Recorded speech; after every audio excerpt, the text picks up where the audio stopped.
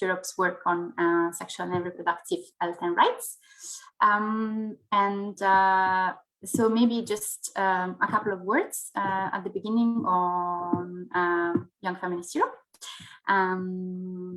So who we are an open platform that aims to amplify the voices and activities of young feminists across Europe through campaigns, advocacy, and movement building. And that's what we're doing today. And we want to see, of course, a Europe where all young feminists have an impact and shape society. And we build, our movement is built around intersectional values. And we really want to build an inclusive and participatory space that really fosters co-creation and self-organized activities by beyond that really challenge and go beyond traditional power structures. And we really want to create transformative systemic change that achieves gender equality, equity, and social justice for all. So this is a bit who we are, and as part of our work on sexual and reproductive health and rights, SRHR, this year we are focusing on period poverty, which is an issue that highly affects all young people, and particularly those who face multiple and intersecting forms of discrimination. So why are we talking about this, and why are we having this event on period poverty in Europe? Because we realize that period poverty is much talked about looking outside Europe, but actually a European focus on period poverty is still very much lacking at regional level, despite the fact that many activists are working at local level on and progress has been witnessed in some European countries. We will talk a bit more about the numbers and what is the relevance of the issue at European level afterwards, and also the situation on taxes on menstrual hygiene products, which varies enormously depending on the countries. But yeah, we will.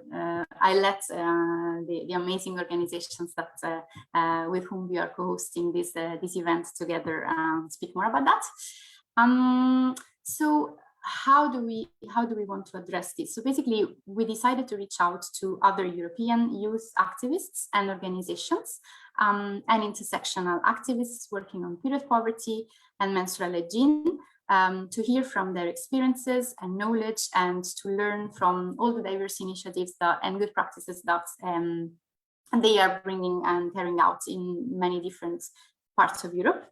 And some of them are co-organizing the events, and you will hear from their amazing initiatives in a moment, and you see all their logos and they are all here in the room, so you will be able also to interact with them afterwards.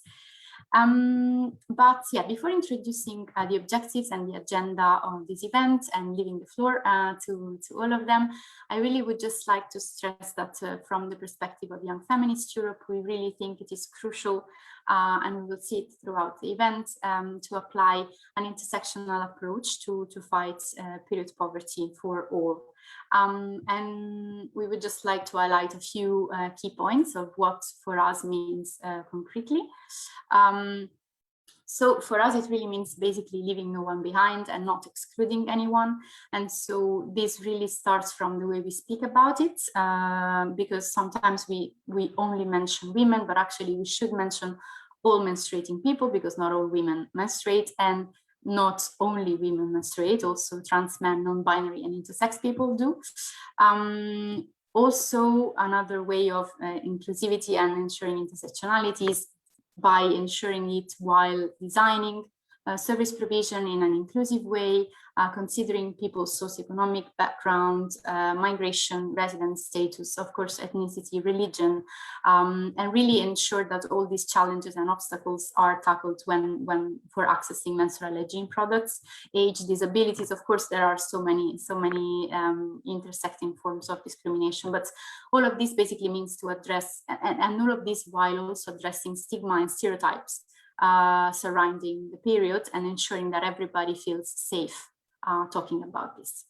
So without further ado and further introduction, What are the objectives of today's event? We really wanted to mark this year's Menstrual Hygiene Day, which was last Friday, the 28th of May, which is around the theme more action and investment in menstrual health and hygiene now. And we decided to mark it to organize a joint event with all these amazing organizations from many different parts of Europe, to raise awareness on period poverty as an issue also in Europe, to give visibility to existing grassroots youth-led and intersectional initiatives all around Europe, to start the building of a European feminist movement to end period poverty in a collective and co-ownership way, and then to gather concrete advocacy demands to end period poverty in Europe, again, in a collective way. So just start running through the agenda, and then I will leave the floor finally to the session, so you will stop hearing me talking. So the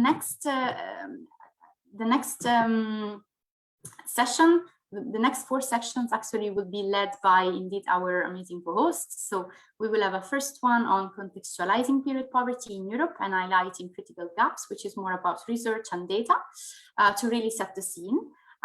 Then we will have, which will be led by Pariter and Ad Astra. Then we will have another one on service provision led by neighborhood feminists. I should say that Pariter is from Croatia actually, and Ad Astra is from Latvia, and neighborhood feminists from the Netherlands. So you can see also the geographic of the meeting. Then we will have one on advocacy, and which will be led by the Italian Onde Rosa and No Tampon Tax Italia. And then we will have a 4th session on education with Period Skopje from North Macedonia and Sans Protection from France. And then we will have a panel discussion led by YFE, my dear colleague Jérôme, and then Nicole from UACT. And then a Q&A. So please, all the questions that you have while the other organizations present, put them in the chat, and I will collect them, and I will make sure that that I put them to the speakers afterwards. And then we will have a final participative break, which you will hear more about from Jérôme, and conclusions of the event. So yes, I'll stop talking and I'll give the floor to Ad Astra and Pariter for the first session. Thank you so much. So hello everyone, my name is Rasma and I'm here together with my colleague Eva, and we're representatives of a Latvia-based fellowship, Ad Astra. So our initial concerns regarding period poverty were due to issues in our own community, really, hence the start of our organization. However, we quickly learned that the severity of the problem reaches far beyond the borders of our own home country. Period poverty is a real problem that hasn't been properly addressed neither on local nor international level, and studies that have been conducted are showing the real picture, and it isn't pretty. Eva? Yes, and here you can see these very real and very scary numbers, and that is that the data available on the European Parliament website estimates that about 1 in 10 women can't really afford sanitary products, on top of which 1 in 6 girls are missing school on a monthly basis due to the lack of these products. These numbers manifest themselves in the experiences of the academic staff in our local institutions, and noting that in the lower income districts so far, many girls have asked their teachers or approached their nurses to seek sanitary products that their families just cannot provide. Unfortunately, there are gaps in available research, considering some member states in the parliament don't even consider such products to be basic goods. Hence, private organizations have taken it upon themselves to ensure proper investigation of the problem, demanding change. For instance, the Association of Journalists from Human Rights from Macedonia have found that 90% of schoolgirls from underprivileged areas miss 4 to 5 days of school per month. That means that more than 40 days a year have been missed because of periods. And that, of course, they miss education, after-school activities, and socializations, all due to the preventable problem. Furthermore, their health is at risk. Their health is at risk as well. The lack of accessible, affordable, hygienic menstrual products means They often use old rags, clothes, or unhygienic materials, which cause numeral health and self-esteem problems. So another important issue to mention is the tampon tax. It's still quite high all across Europe, countries ranging from free sanitary products like in Scotland, all the way up to 27% in Hungary and 21% in our own home country of Latvia. Currently, EU regulations are very vague, setting the minimum at 5% and no maximum limit, still treating sanitary products as non-essential. There has been some progress made, such as several European Union countries planning to remove the minimum 5% tax rate by 2022, with the final goal in mind to diminish discrimination against people who menstruate. However, we have a long way ahead, especially in countries where situation is similar to that of Latvia. Next slide, please. Thank you. So there's still a lot to overcome when it comes to period poverty. With the ongoing pandemic, the number of women who cannot afford sanitary products has increased to 3 in 10 girls, as research from the UK suggests. Unfortunately, the financial burden isn't where it ends. Menstrual hygiene management, official terminology used to refer to menstruating, reduces this natural bodily process to an issue of a hygiene management, directly contributing to the already existing stigma surrounding periods. In the UK, 1 in 10 girls have apparently been asked not to talk about their periods in front of their parents. As well as that, almost 3/4, which is 71% of girls, admitted that they felt embarrassed buying sanitary products. It really shouldn't be that way, and proper education here is key. Stigma won't go away unless we openly discuss periods with all members of society and ensure that from young age, people are familiarized with the concept of periods. After all, it's a necessary natural biological function experienced by half of the global population, so it's time for society to act like it. It's also worth emphasizing that the lack of sanitary products impacts their attendance, therefore their education suffers, creating a disadvantage in society. When women and girls cannot manage their menstrual hygiene, it can negatively impact the extent to which they enjoy certain rights, including those to education, work, and health. It is an issue we can no longer sweep under the rug. To discuss this matter further, we'd like to give floor to our friends from Pariter organization.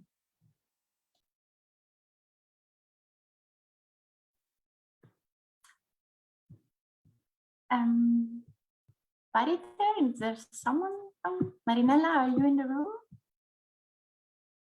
I think she's not here yet. Okay. Yeah, we will come back to this part later because this is very interesting in the research actually that they did in Croatia. So, all right. So yes, please, Nicole. Yes, hello. Well, first of all, thank you very much to Young Feminist Europe for organizing this evening and for getting us all together. My name is Nicole, my pronouns are she, her, and I work for Neighborhood Feminists, which is based in Amsterdam in the Netherlands. And as you can see today, I'm going to talk about service provision. Next slide. And next, yeah. Thank you. So I'm going to start with a definition of period poverty. In 2019, Global Citizen defined period poverty as the lack of access to sanitary products, menstrual hygiene education, toilets, hand washing facilities, and/or waste management. And the reason why I'm starting with this definition is because too often period poverty is seen as just the lack of access to the products themselves.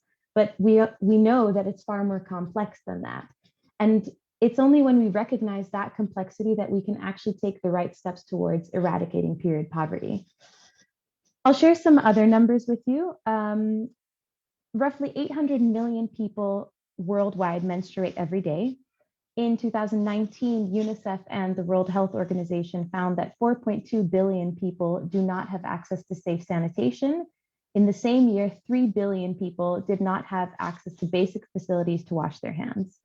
And this lack of access to these provisions is disproportionately affecting people who menstruate because, of course, they rely on regular access in order to ensure a dignified and hygienic menstrual cycle. And as we kind of touched upon just now, when we think about period poverty in Europe, too often people look at these kinds of numbers and they think that it doesn't happen in Europe. But period poverty exists in our countries as well, and it's actually a bigger problem than people tend to think. On the slide, you'll see some of the numbers for the Netherlands. In 2019, Plan International did a study here and found that nearly 1 in 10 people who menstruate have difficulty paying for menstrual products on a regular basis. In Amsterdam, there are 258,768 people of the menstruating age. This was in 2020, so last year. So by that estimate, that means that there are roughly 26,000 people in Amsterdam alone who experience period poverty. And of course, this lack of access to products goes hand in hand with what I've just mentioned, this lack of consistent access to sanitation, and what we've kind of touched upon in the previous presentation, a lack of enough knowledge about menstrual cycles and communication due to the social taboo and stigma. Next slide. So this is where we come in as Neighborhood Feminists. We are an intersectional feminist nonprofit based in the southeast of Amsterdam, and we organize local direct impact projects and do this from a grassroots approach. Neighborhood Feminists was founded in 2019, and it really came from a place of need. Our founders were looking for more information on period poverty in Amsterdam, and the more doors that they knocked on with questions, they were consistently told that period poverty was a non-issue here. However, when they visited shelter houses and had conversations with vulnerable members of the community, it showed that that clearly wasn't actually true and that there was most definitely a need for assistance in Amsterdam. So that's when Neighborhood Feminists was born. Our work can be categorized in 2 ways. As you see here, there's one which is service provision, which I will talk about more. That's the subject of this presentation. And what we do is we provide period products and other hygiene essentials to people in vulnerable positions. And the second thing that we do is advocacy. The ultimate goal for our organization is our own obsolescence. It's to create a system where our organization doesn't have to exist anymore because we no longer need to provide these products. So that's what we work towards through advocacy, both on the local level and at the municipal level, where we provide expert advice to council members. Next slide. Yeah, thank you. So the project that we do, the service provision, it's a project called Dignity Kits. And what we do is that we provide people who menstruate with menstrual and other basic toiletry essentials that they need on a monthly basis, and that can contribute to this feeling of dignity. The people that we provide products to are primarily refugees and undocumented migrants who lack papers and secure housing. Some are homeless and some are in temporary shelter housing. We're currently providing 110 monthly kits, and that's quite exciting because when Neighborhood Feminists started, we were providing 11 kits as a pilot program, and in a year and a half, we've grown to 110. So that's something that we're quite proud of. And these kits are distributed on a monthly basis to various shelter houses, some of which house people, as I mentioned, temporarily, and some which have people who simply come to collect products, but they don't actually live there. The way it works is essentially quite simple. It costs roughly 15 euros for us to make one Dignity kit with everything in it. And this contains enough products for one person for a little over a month. As far as funding goes, we rely on external private funding and donations. And in March, we actually ran our first online campaign, which had 2 goals. The first was to raise awareness and to tackle that stigma and to make period poverty something that was more, that more people were aware of. And the second was to gain monthly recurring donors who can assist us with funding this project. Next slide. So I've included, first of all, I've included a trigger warning here as I will be touching on the subject of sexual violence. It won't be in depth and it's only for the duration of this slide, but if that's something you feel uncomfortable with, please feel free to mute me for about a minute. So when we look at these activities and these efforts that we take in combating period poverty, there are some important considerations. I've mentioned before, period poverty, it doesn't exist in a vacuum and it's not simple. It goes hand in hand with other forms of poverty and other forms of oppression. And so when we tackle it, we need to remind ourselves of that larger scope, and we need to adjust our projects and our actions accordingly. The first thing that we consider is access to water and sanitation. One question that we receive most often is why we provide disposable period products when there are more environmentally friendly products on the market, such as period cups or period underwear. And in most cases, again, the people who we provide these products to do not have regular, safe access to hand washing facilities. And so if we would provide them with reusable products, they would not be able to actually manage their hygiene in the way that is necessary. Another important thing, and here's where intersectionality plays a role, is cultural differences. Our cultural experiences and our preferences dictate the products that we use. For example, the use of a period cup or a tampon can be dictated by cultural norms. The people that we provide our kits to, in our opinion, always come first. So when we're going to places and seeing who we want to provide something to, we always ask what their preferences are, and that's what we cater to. And the last is trauma. Trauma is a significant factor that we work with. When you're working with people who menstruate, there is generally a higher risk of exposure to sexual violence. And that's especially the case when you're working with refugees and undocumented migrants. There are traumatic experiences that happened in their home country or on their journey to the Netherlands.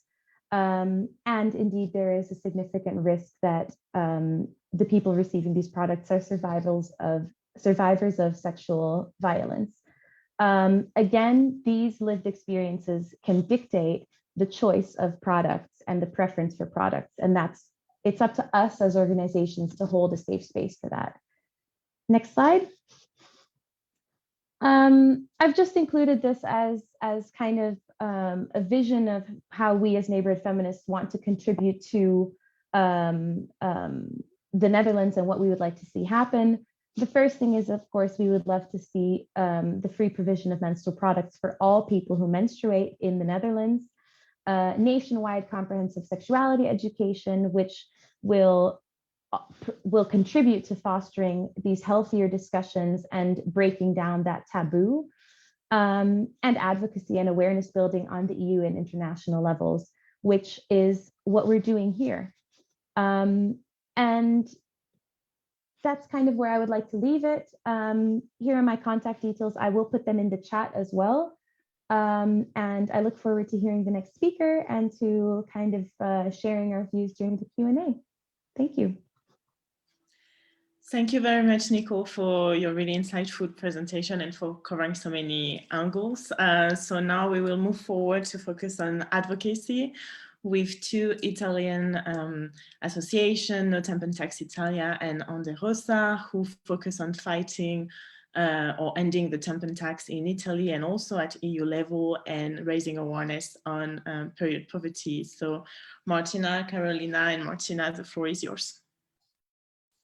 Thank you to all the speakers before and all the speakers that are participating and people that are watching. I'm gonna do a very quick presentation of what's going on in Europe because next slide, we people that menstruate always find ourselves to ask some basic questions that are quite disappointing because we find ourselves to ask why cheese is more important, for example, than pads. And we did some research and we know next slide, that our European legislation is on our side. It is a good starting, but it means that something has to be done and we can do it. The essential legal instrument regulating VIT application for the European member states is the EU VIT directive. In this regulation, we have 3 provisions relevant for the menstrual hygiene products. According to this directive, as you can see, member countries may apply a discretionary reduced rate of 5% to some goods and services, as it was also mentioned before, and among which we can find some products as contraception and sanitary products, or the one considered of public interest, for example, medical care products. As you can see, we have 4 categories: the products that are exempted to the tax, the zero tax, the reduced tax, and the standard rate. We see how these products are divided according to the necessity. For example, bread, flour, cheese are qualified for no taxation or reduced taxation, while luxury goods are categorized for the highest level, so the standard rate. And in this last category, unfortunately, many European countries still put their menstrual products, categorizing them as less necessary than cheese, for example. And Italy is one of them. Italy has a 22% taxation, which is the taxation imposed also to luxury goods. And next slide, we also can remark, for example, there is not only a question about economy, it's not an economical issue only, but it's also a human rights issue, because menstrual hygiene and affordable access to these products are linked to the right to health, to education, to work, and basic human dignity, because all the other speakers were saying the lack of access to these products can also mean the lack of access to school, to work, and in general to conduct a normal life. And this is why Onde Rosa and I followed then start to work on this topic. And I leave the floor to Martina. Thank you, Martina, and hi, everyone. So my name is Martina, and Karina is with me. Onde Rosa is a group of young people that we are hunting against the gender discrimination since 2018. We work on issues such as gender inequalities and gender discrimination. We do this by trying to involve, first of all, girls and boys to approach our reality. At first, we organize evenings and groups for dialogue with us. Then we start with the petition on the tampon tax. And now in the website, Italian website, change.org, we have 600,000 signatures for our petition to reduce the tampon tax, the gender tax at 22% in Italy. And now in the last year, we have we were donors and some parliamentaries.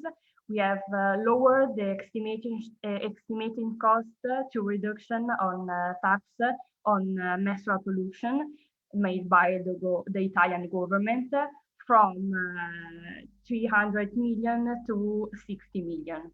And we help some universities and schools to offer a discounted dispenser of menstrual projects. And now we do working groups, meeting, demonstration, interviews, Facebook and WhatsApp groups, meeting at universities, and meeting with the municipalities. Because we have been working with the Italian municipalities, asking them to bring the motion to their municipalities and reduce in the municipalities the tax. from 22% to 0% or 5%. And we have a facsimile document for the project in the universities and a document for the municipalities. And so Martina is is your turn. So, hi everyone again. I'm Martina. I'm the founder of the project No Tampon Tax Italia. It started in November 2020. During a workshop, I started to develop these projects as just a project during a workshop, and then I realized that this topic is still very much felt in Italy. I really followed carefully the work of Onde Rosa, because they are doing a very great job in Italy. And so I presented with my group the project to some MEPs, some association, for example, Young Feminist Europe, that were among the first that decided to sustain the project, and some Italian politicians and activists. And I realized that during the first week of my work, many people were interested and were aware of this problem, but not aware of what was going on in Italy and how they could act to fight against period poverty and the tampon tax. So I decided to do some online activism. Next slide, please. And we received the support of all these people almost at the beginning of the project, and this showed me that I really had the possibility to continue to work on this, because in Italy we still see that there is not much effort from on the political level to change this, because we always hear that there is something more important about than tampon tax, than reducing the tax on menstrual products. So I decided to divide my work, I would say, in 3 different parts. Next slide, thank you. I'm trying to create some networks, which is why I'm always very glad to Young Feminist Europe for doing this event, because this is one of the best way for doing advocacy. So creating a network with other people, activists, associations, and politicians that work on this topic. I'm always trying to inform people, because as I see, there is a lack of information and people don't really know the main basics of the Italian and European legislation. And I'm always trying to inform people also on the campaign that are going on in Italy, but also outside of Italy. And the next steps, now that the project is growing and I have some more stable links, will be creating a fundraising campaign and also collecting some menstrual products to distribute to NGOs and help centers for migrants and people in need. Thank you so much for this, and I leave you here our contacts that we will also write in the chat if you need, and I will leave the floor to the next speaker. Thank you very much for your presentation, and I just remind every participant that if you have any question for any of the speakers, please send them into the chat box and we'll cover those at the end of the event. So the next presentation now focuses on education and awareness raising, and it will be presented by Period Skopje and Sans Protection, who are both a youth-led initiative focusing on fighting the stereotypes around period poverty and around period, and also raising awareness on the reality of period poverty. So Theodora, Jeanne, I leave you the floor. Thank you. So we can go first. Hi, everyone. I'm Theodora from Period Skopje. And I'm very glad to see a lot of NGOs, a lot of organizations, initiatives are working on tackling period poverty, period stigma. But mostly when we were talking about period poverty and we're talking about period stigma, we really cannot address these issues without addressing the lack of period education that we have at the schools. And as such, Period Skopje is an initiative that is started by 4 young women because we had an idea. As Rasma said, we only have one research that shows that young girls, young menstruators here in North Macedonia are missing school days because they don't have accessible period products. We also had a free time, so our initiative was born around 1 year, because we had a free time and we were also in quarantine. And then we had a space. So we really tried to use the digital space as special because a lot of people were already spending a lot of time on social media. So why not use social media as a tool to create a change? And that's how Periodcopia became a digital activism space. Next slide. This is the team. As I said, we are young women who are students, and we really saw the need to address, especially periods through peer education and a peer approach in schools and in our communities. Next slide. So our work is mainly based on 3 pillars. The first one is education, advocacy, and the third one is services. Right now, we're mostly working on the first pillar, which is education, and that is through creating educational and informative content on our social media. So the topics that we really want to tackle are period stigmatization, period poverty, period education, and also period positivity, because we can't fight the stigma, but we also really need to encourage a very new positive approach when addressing periods. Next slide, please. And we're doing that mostly by social media, but we had this amazing chance last year to do a film screening of a movie that is addressing period poverty, and also organize a panel discussion as a part of the festival Feminist Culture and Action, which is called Firstborn Girl. The panel discussion was called Let's Talk About Menstruation, and we tried to gather as many perspectives as we can. So we had 2 medical professionals. We also had a young activist who was talking about periods in general and a period stigma in our society. We were very much scared, having our first physical event, and it's obviously a taboo topic here in North Macedonia. So we were scared of how many people will come and follow this event, but we were very much surprised that we had around 30 to 40 visitors who stayed throughout the whole event. And then the Q&A session was maybe the longest thing that I've ever seen. And that really gave us the perspective that periods are not talked about, not because we don't want to know about them, it's because no one wants to talk about them and no one really wants to give us the answers. So let Natalia to continue. Hello everyone, my name is Natalia. First of all, if you hear a lot of noise, it's my neighbors, and I'm sorry. So right now we're still in somewhat of a lockdown, and we haven't been able to do a lot of the work that we want to, but we have been focusing a lot on our digital activism, including some campaigns that have been very successful. For example, our first period stories.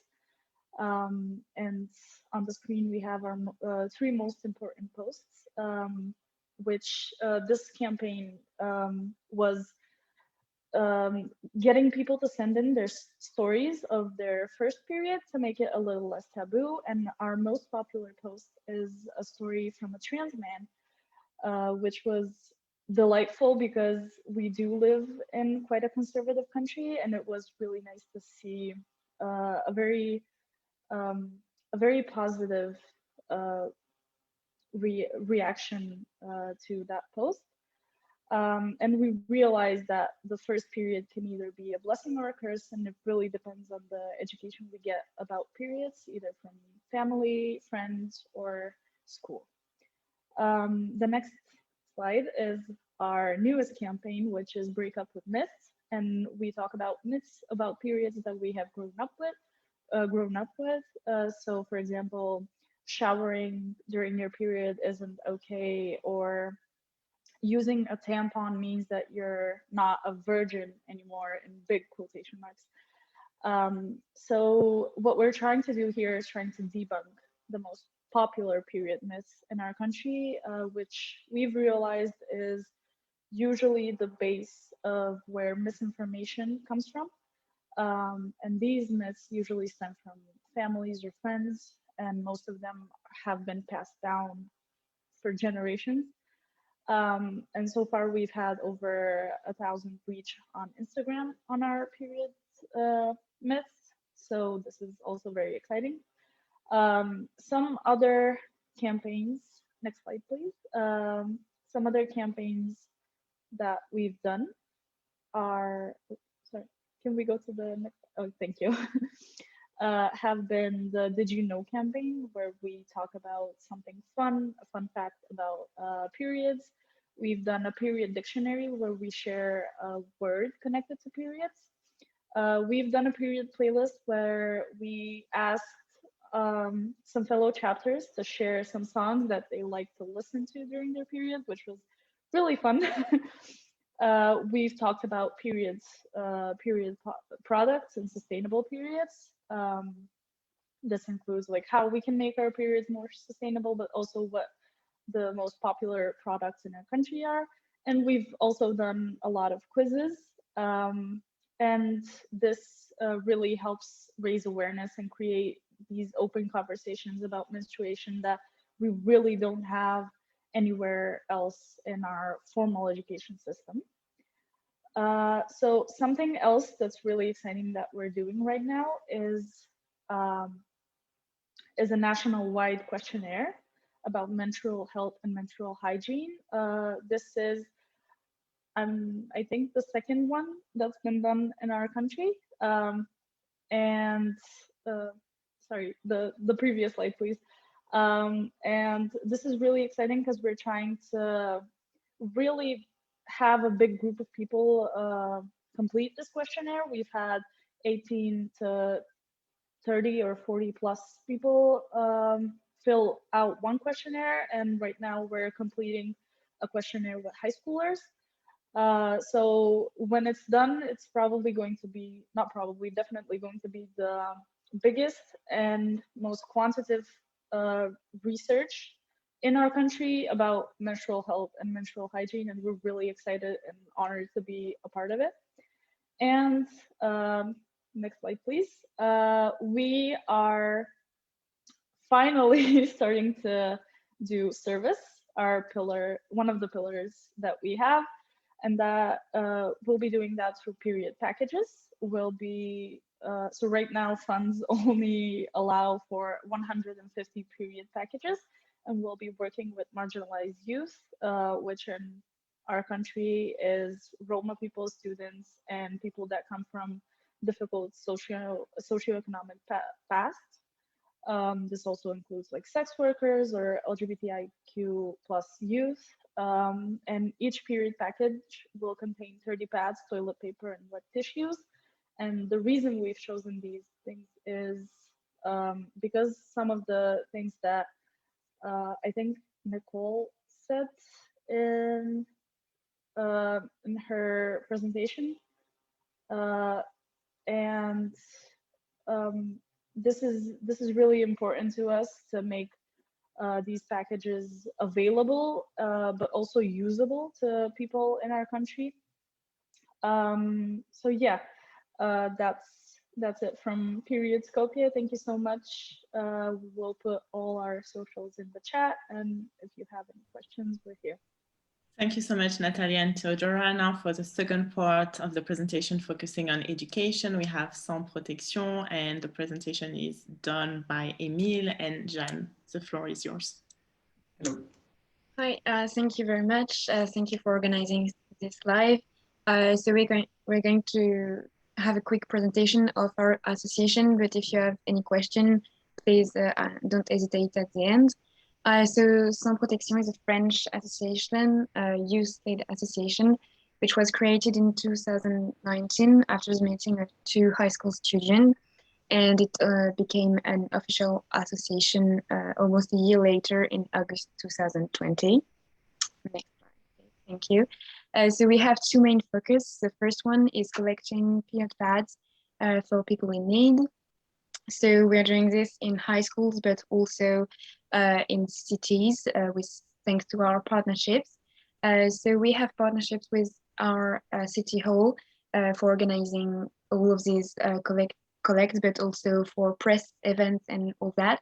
But we also have partners for the distribution of our donation because we don't have the efficiency for the distribution, so we have partners to work with. The third slide, please. Thank you.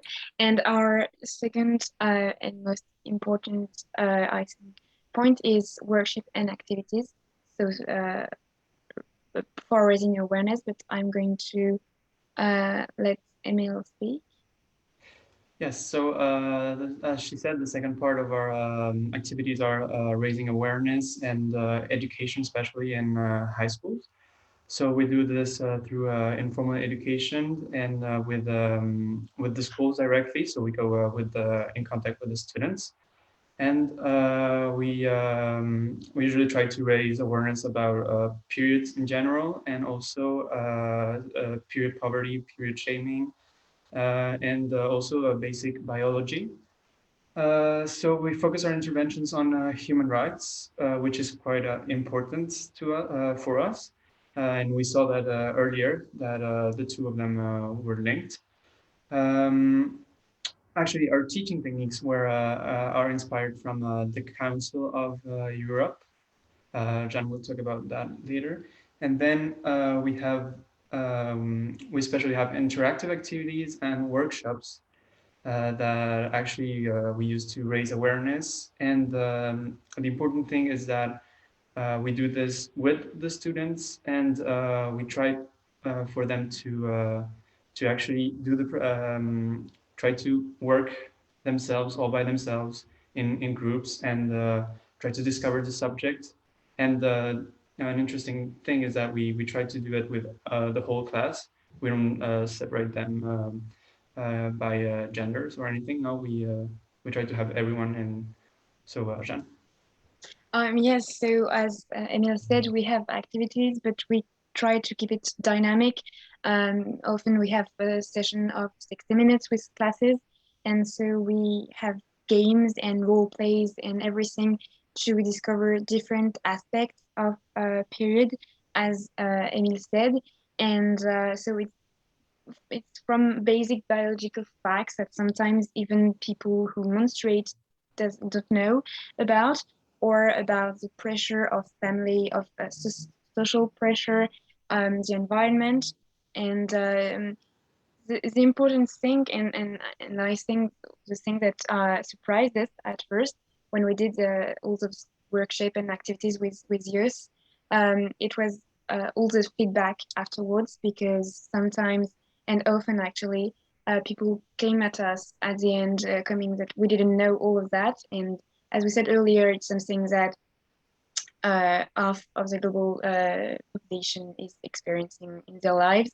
And especially a lot of young boys come to us and thanks us for all of this knowledge that they didn't know. So it's a very interesting process for us also to work with youth in high schools.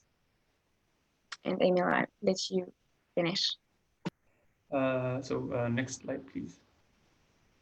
Quickly, just I'm going to finish presenting you the association. So we were actually, we have a label from UN Women France. So that's actually a pretty great accomplishment. We're really happy about that. Next slide, please. So here you have the team. We are 11 members. We are quite a small association, but we try to keep working and welcoming new people. And finally, so here you have our numbers from the last 2 years. So we've collected 10,000 protections. We did 10 interventions in different high schools. And so we got, this is our second year with the UN Women France and Globalization Action. And finally, next slide, please. So here you have our contacts. Do not hesitate to contact us and interact with us. Thank you. Thank you very much for these presentations. So if you have any questions, send them in the chat. We'll address them afterwards. I see someone is sending one question, so we'll address it at the end of the event. So for now, we have a 15-minute panel discussion with all the speakers, and I will be co-facilitating with Nicole from your ACT. So the aim of this session is for all the speakers to discuss what is one of the key asks in their action to end period poverty in Europe and to raise awareness about periods at national and EU level. So Nicole, if you want to quickly introduce yourself and your act, and then we can go on to sum up some key asks and start the discussion with the panelists. Yeah, perfect. Thank you. Hi, everybody. My name is Nicole Moran, and my pronouns are she, her. A little bit about UACT. UACT is the only European network that's dedicated to young people's sexual and reproductive health and rights. And we work to empower young people to take an active role in their communities and in their organizations to advocate for sexual and reproductive health and rights and human rights. Thanks. So to start the discussion, do you want to start by sharing one key ask from your act, and then we can pass it along to the other panelists? Yes, perfect. Thank you. Just before I share our recommendation, I would really like to thank our UACT coordinator, Isma, for her input in formulating this recommendation. So as UACT, we want to ensure access to good menstrual health for marginalized people, especially people of color and trans and non-binary people, and actively challenge the binary vision that exists in the promotion of menstrual health. And we really recommend that there are menstrual health policies in the workplace, as well as adequate and gender neutral facilities where menstruators can access period products and also be able to clean them too. Thank you, Nicole. So from YFE side, what we can say as a group is, for us, what we observe is that in Europe in particular, there is a lack of data and research that takes an intersectional lens. So one of our key asks would be to have maybe more funding dedicated to this kind of research and disintegrated data, and especially looking at intersectional dynamics. So now if Rosa and Tampon Tax Italia could come to the floor and share with us one of their key asks or key recommendation, something you've been pushing for at EU or national level. Okay, I can start. During our project, the development of our project, one of the key asks that we were campaigning for was the recognition at the European level, and at this point I will say also at the Italian level, a clear recognition of menstrual products as necessary, because this is the key point for actually moving forward on the reduction of the tampon tax.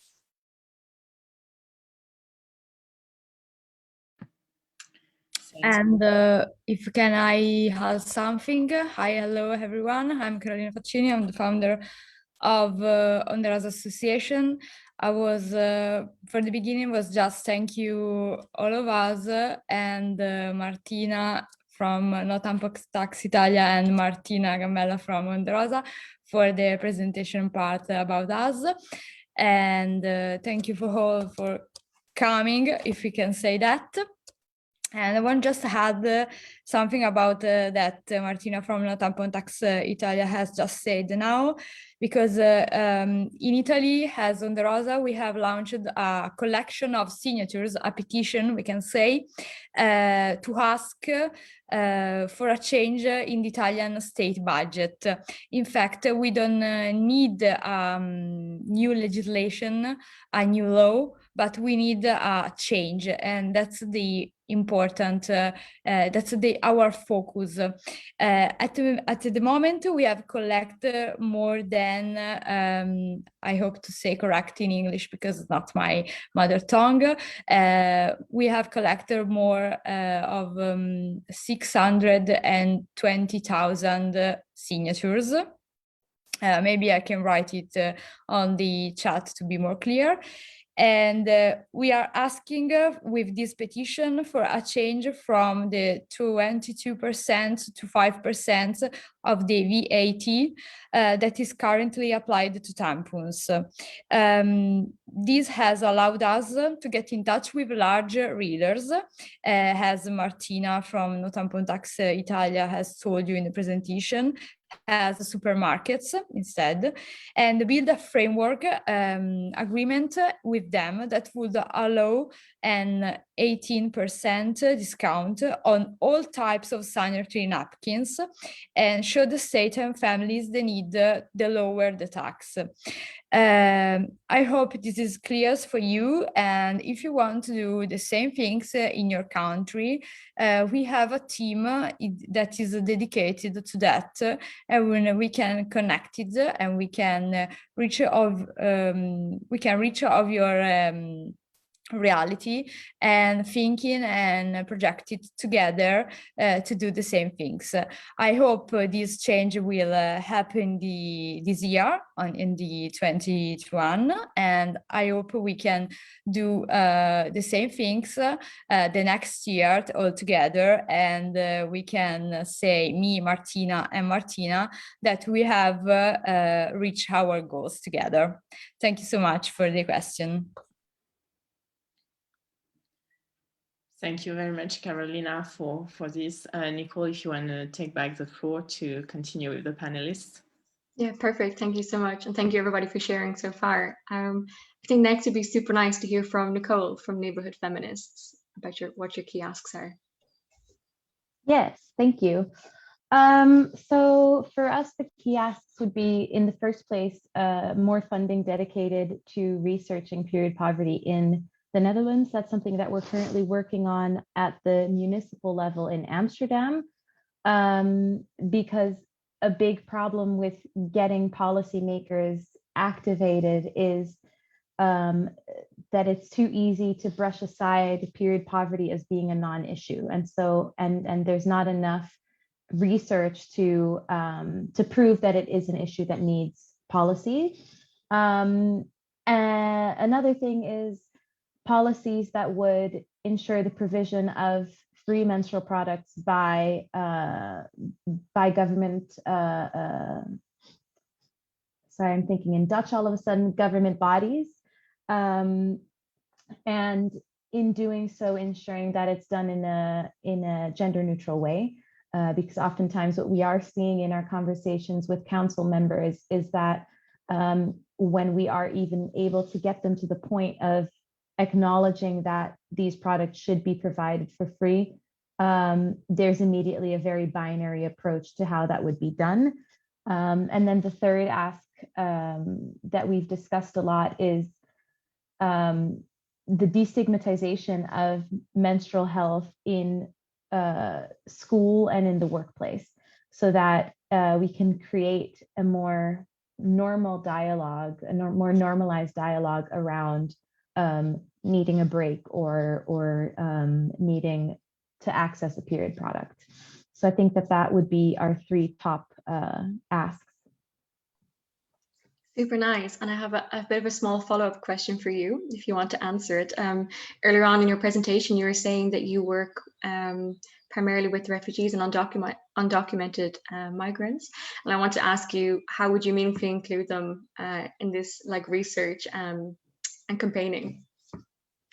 Yeah, that's something that is tricky. And the way that we see the solution kind of coming together is by working together with their trusted contact people at the shelter houses.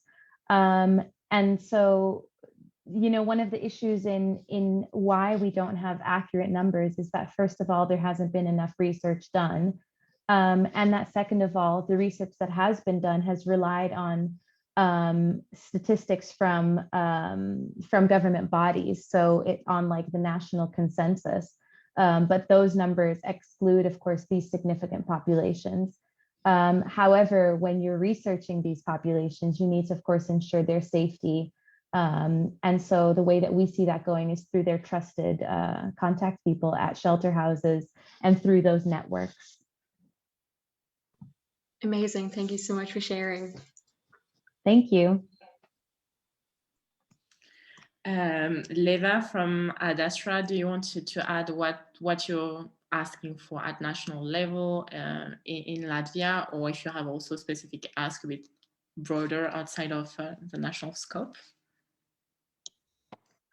Yeah, so I would like to say that right now our focus is on research, because as we established many times that the research in Europe is there's lack of it. So that's our main focus right now. But coming from that, we also have an ask for our government and education systems, just basically to improve the education system that include more sex education and basic education on periods. And in that also for them to provide period products in schools.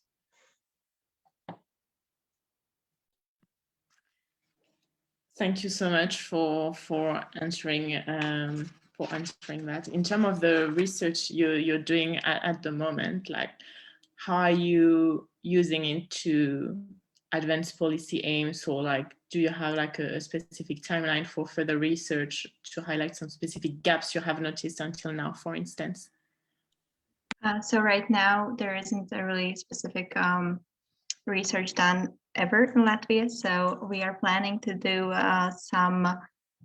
so basically collecting the scientific literature and developing methods for the scientific research during the summer. And so we could start doing the actual research part in September when the new school year starts, which would make sense. So technically we should have our research most likely done by the start of winter, which is that's our basic general timeline. Of course, things can change. And so what we want to achieve with this is actually going to be basically the first kind of global one in Latvia. So we want to highlight the issue that's not something that's like somewhere in some person's mind, something that, oh, kind of one person saw this problem. No, it's an actual global issue here in our country, and here are the numbers to prove it. So we want to use this research paper to show these politicians this is not something that someone imagined. These are the numbers, and this is a real issue.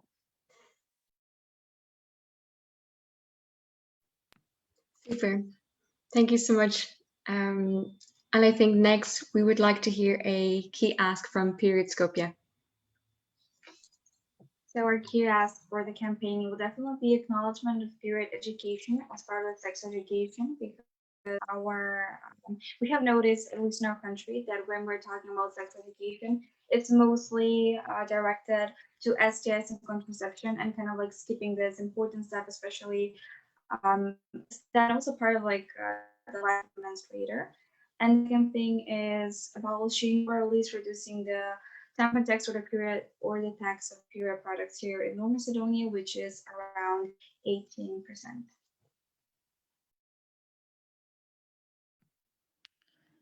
Thank you very much. On the other education presentation, Sans Protection, you mentioned you raise awareness in different high school and schools. So what is your key ask maybe to make education and period more inclusive and have better informed students when it comes to period poverty? Hi, thank you. So we don't really work, unfortunately, on national level. Most on local, but through our experience and with schools, and one of the things that we actually noticed our key ask would be a taboo situation, because when we try to contact with schools, we always have a first impression from the administrations and the headmasters who can be women. Actually, we went to my old school, and it was the entire administration team were women, but it's always complicated because they think that it's not important enough to have sensibilization done, or that we should have hiding our sensibilization and not having such as flyers or posters on the high schools. So our key ask is really on the taboo situation to have a more welcoming, I think. Sometimes it's more of the administration actually than the actual youth that we are working with, but that was one of the situations that we faced actually. Thank you very much, Jeanne. So one last one, but after if Nicole has an additional question, she can also ask. I would like to ask all the speakers, what has been the most powerful argument or maybe piece of research or fact and figures you have used in your advocacy or in your campaigning that has gotten the most success or the most improvement in your work? I don't know if maybe someone wants to take the floor first, or I can throw the ball to Onda Rosa and Notable Tax Italia, and then others can answer.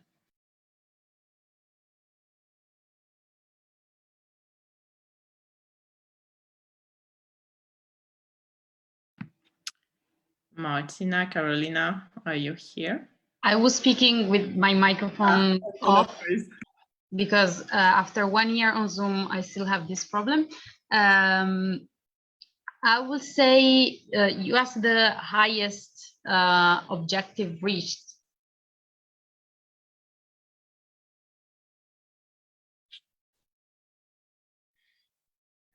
Okay. Can you listen me? Because I can listen Martina. Okay, Nicole. I can listen Martina, but probably there's an issue with his microphone. Just speaking about Italian organization. So from okay, sorry, Martina. Correct by writing if I say something wrong. But speaking for us and as Onda Rosa and Notam Tax Italia, probably our highest goal reached from now is the signature that we received, because every signature is a person that's now informed and ready to speak about that with other people. Sorry.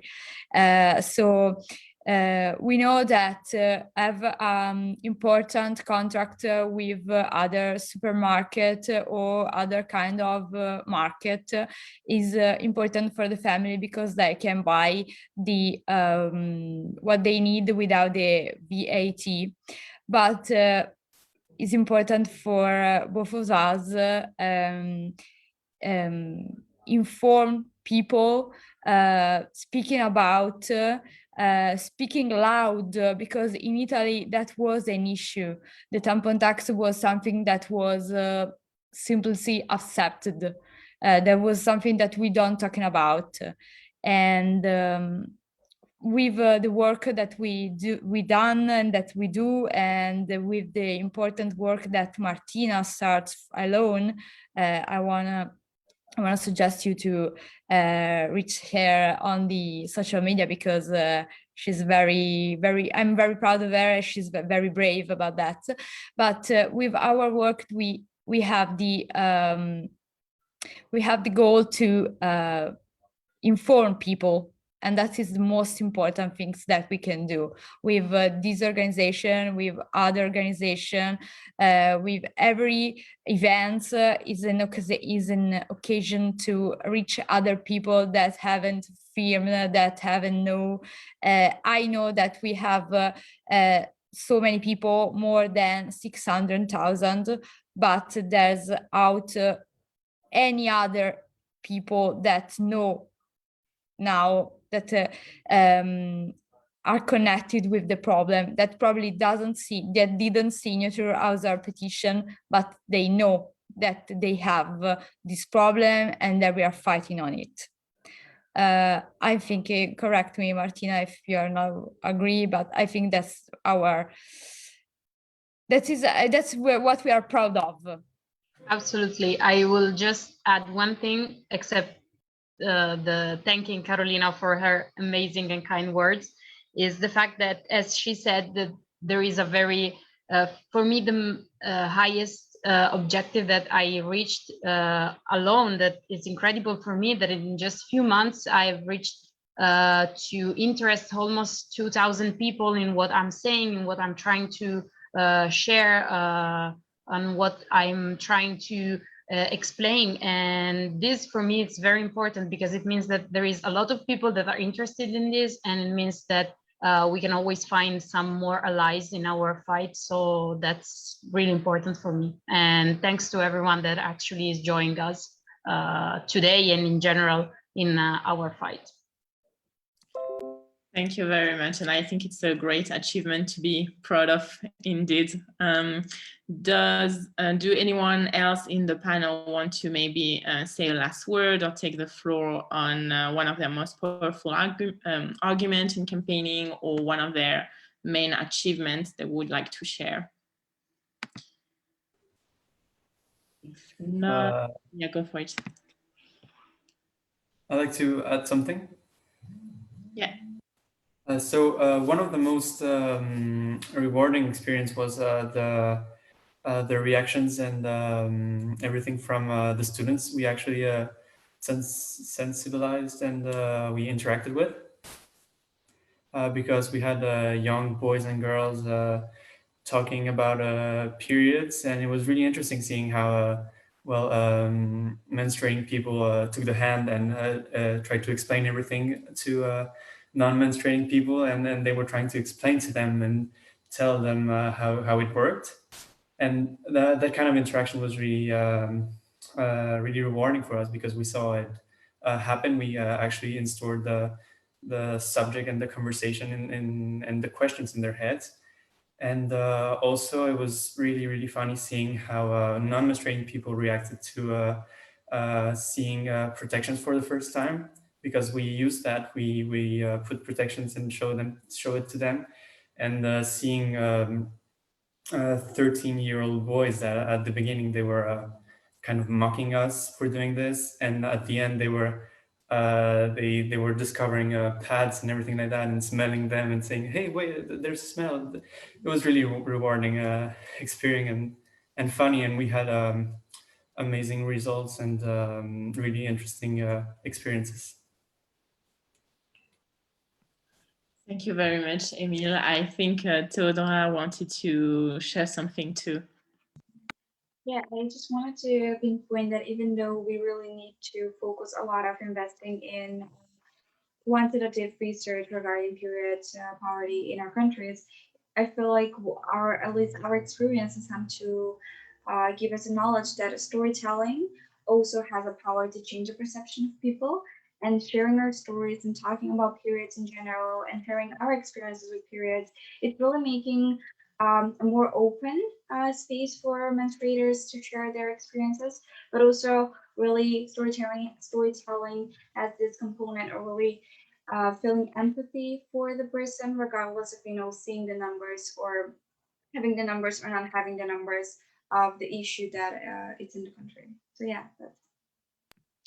Thank you very much. If anyone else wants to take the floor, if not, we will move to the Q&A session. I don't see any hands raised. So Chiara, the floor is yours for the Q&A.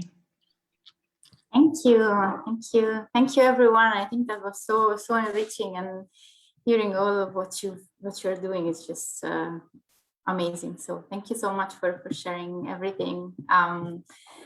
So yes, we had a few questions in the chat, and so maybe let's take a few of them, and then for about 10 minutes, more or less. So we got one question, I think at the very beginning, asking whether Adastra could share the documents where you found the numbers, from the European perspective. I think it was in that moment where the question was posed. So if you want to, if you want to put in the chat, maybe where you found those numbers about. I think it was the European Parliament you were mentioning, the resolution, but if you just want to put in the chat that, or if you have any other comments on that, Eva, please. We're just probably going to put the link of the whole Google Doc, because there are multiple links, and we're just going to put it in the chat, or maybe if someone wants to get it emailed, you can just give us your email. But we also wanted to address one thing in our presentation that about inclusivity. The reason why we mentioned 1 in 10 women or something like that was just because from an academic standpoint, we couldn't say that 1 in 10 people who menstruate just because the research was done on women. But all in all, we of course agree with all the inclusivity. Thank you so much for pointing that out. That's a great comment. And indeed, sometimes you cannot control data, and we wish it was more disaggregated. Perfect, thank you. And then we have a question for Sans Protection. They would love to know more about your actions, especially in the education part. I think you covered it, but if you want to have any more, insights on what you were doing on the education part, Jean, please. Yes, we went quickly on our presentation because we have to manage time for everyone. But so we have two types of actions. The first one is, as I said, collecting products to provide for people in need. So we do that in some spaces in cities or in high schools. The same high school where we are doing our workshop and our activities.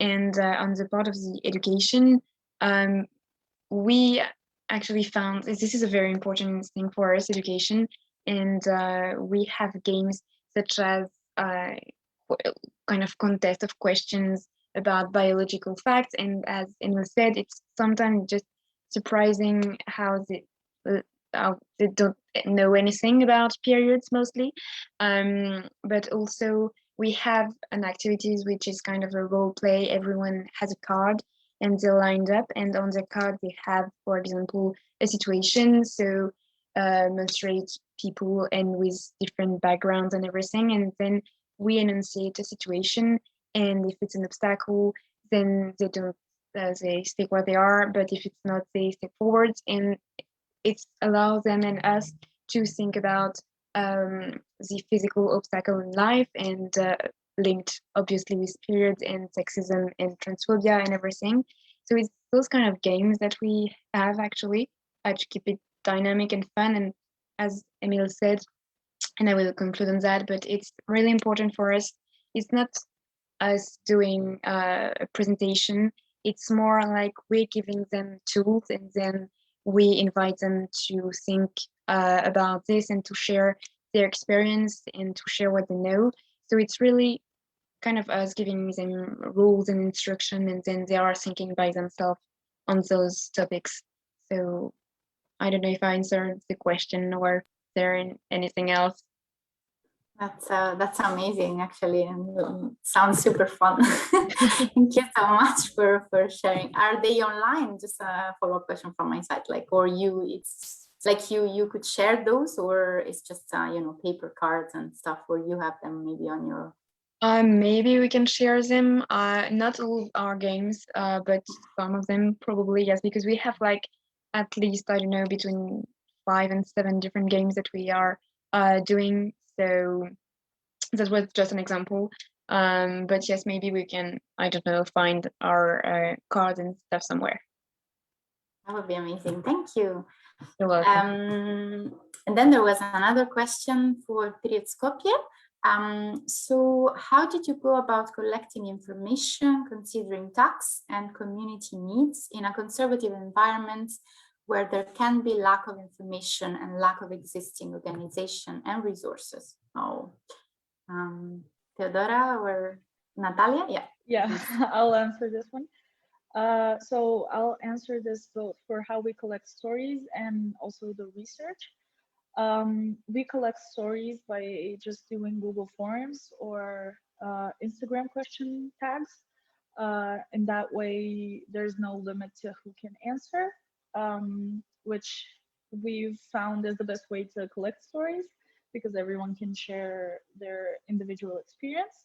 About the research, first we had to get approval from the Ministry of Education, which was fairly complicated, I'd say. After that, we had to get confirmation that the schools that we had picked, because we did a random selection of schools just to have a representative result, the random schools had to then agree to join the research, I'm sorry. Some of them didn't, most of them did. And then we had parental consent forms for the students that are underage.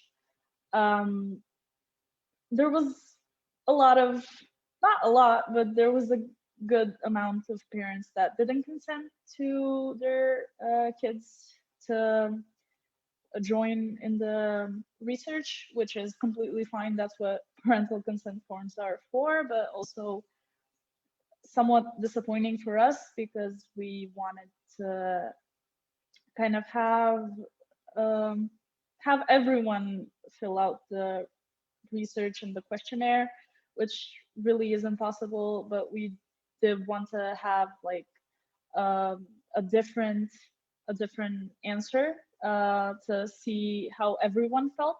That's why it's a nationwide research.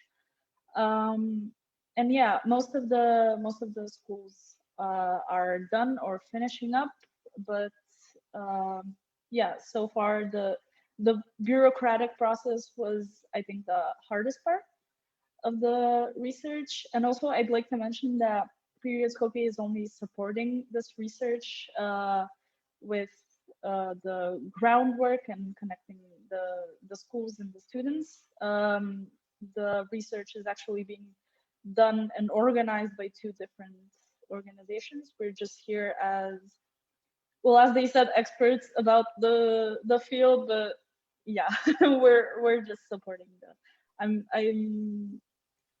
I hope I answered your question, Maria. I would just add maybe regarding the first period towards collecting, anonymity and staying anonymous is very important because people don't want to be tagged. And also, you'll be quite surprised if you look through your forums online in your own countries. You have abundance of stories, but also, unfortunately, we have abundance of incorrect information regarding menstrual health. So giving much more educated approach to this topic and really keeping the identities of the people that have shared this, collecting a lot of information from people living.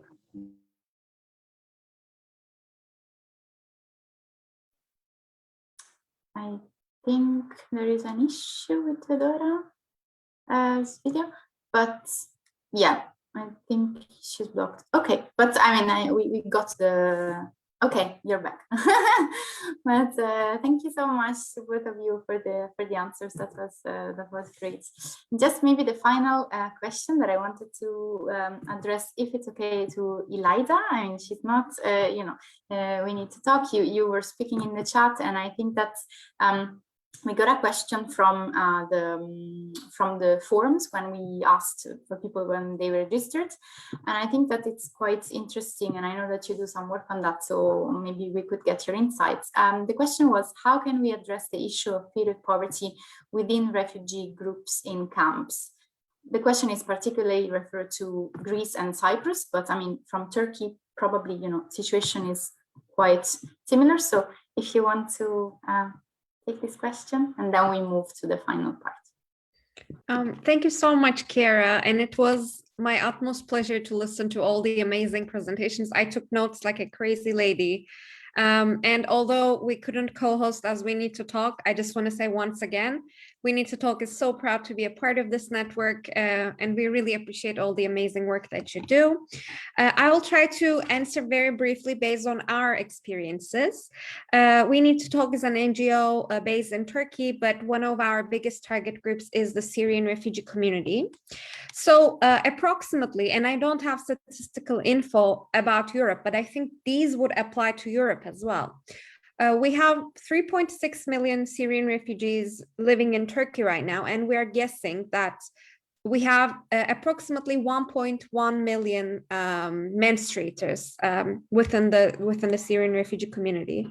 The way they experience period poverty is obviously quite severe, and apart from lack of access to products, the biggest problem that they're experiencing is the lack of access to information in their local language. So I highly suggest, if you're working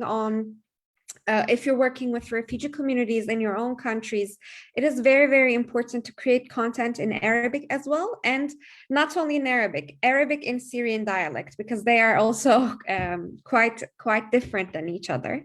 So that's one thing. Another thing is distributing pamphlets may not be a great idea, because unfortunately, because their education was interrupted, many menstruators may be illiterate.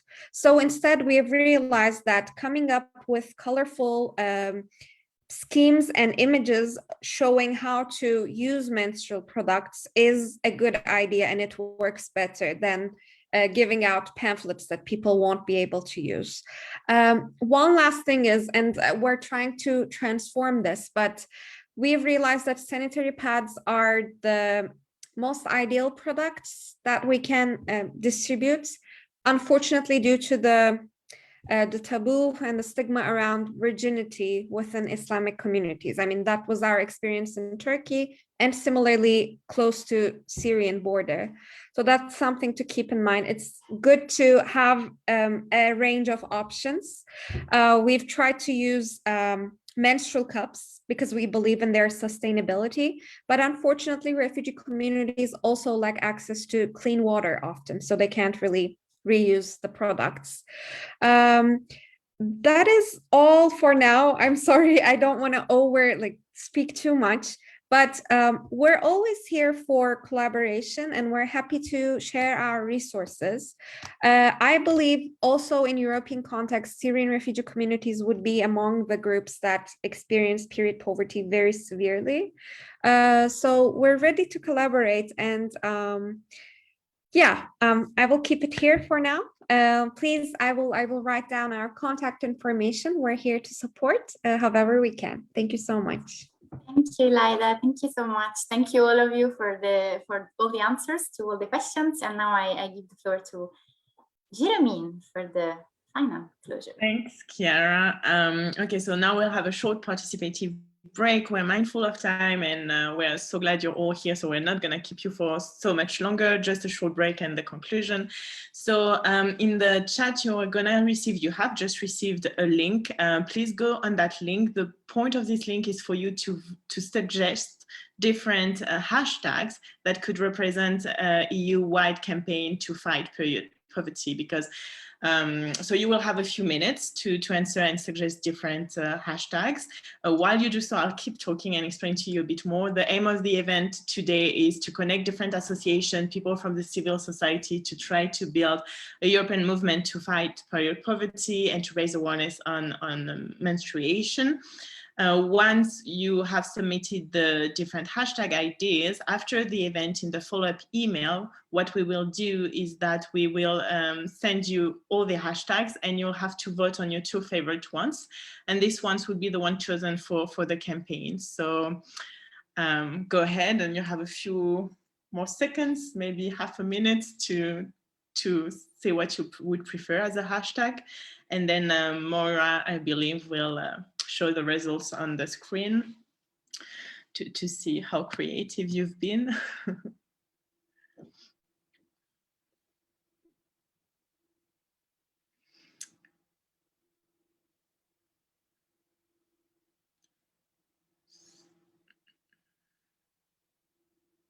So yeah, a few more seconds.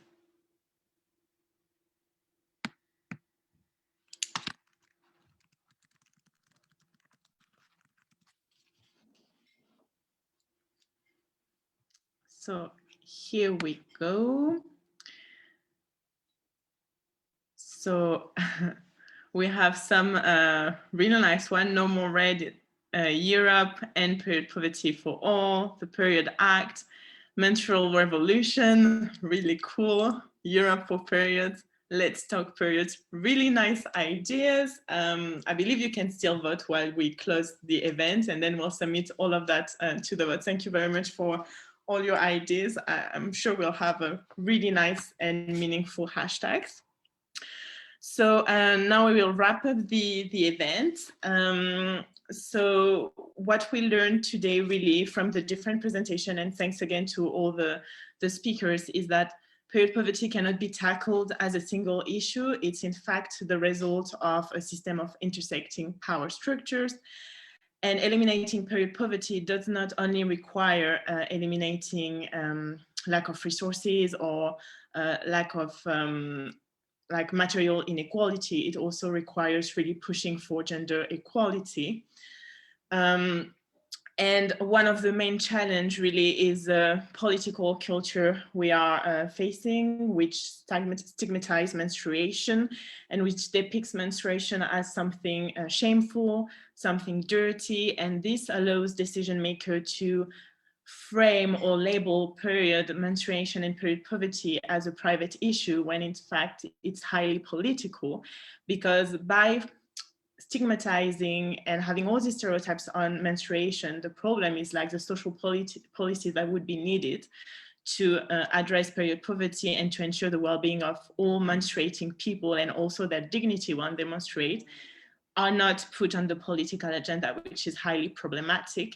And as many presenters mentioned, it's really important also when we do research and when we push for better policies to address period poverty, that we do not take a binary approach and that we really embrace an intersectional angle when we design these different policies.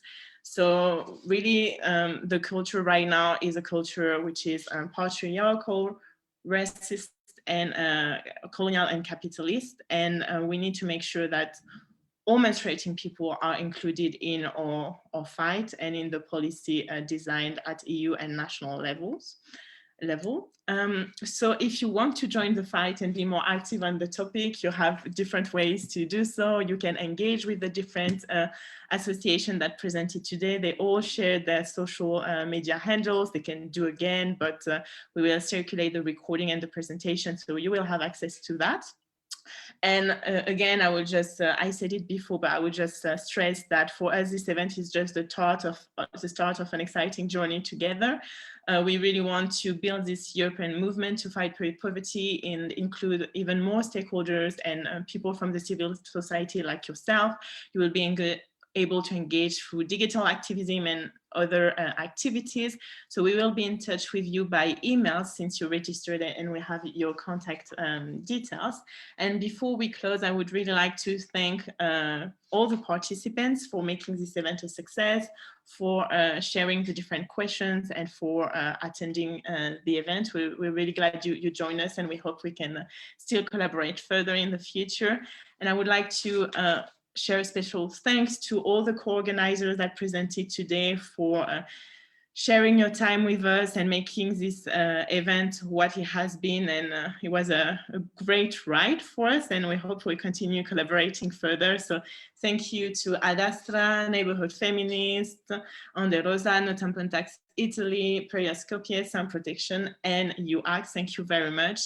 And one last word, which is more personal, but thank you to the whole YFE team. So Maura, Marin, Laura, Julia, Camille, all the social media and newsletter team. And thank you very much, Chiara, for co-hosting this with me and for all the hard work you put behind that. Thanks for the team effort, everyone. And we hope we see you soon for more action on the campaign. Thank you very much for being with us tonight. Thank you, Jeromine. Thank you, Jeromine. Thanks all of us. Bye, take care. Bye. Bye, thank you. Bye. Thank you for Bye. Thank you. Bye. Have a great week and be safe. You too. Take care. Bye bye.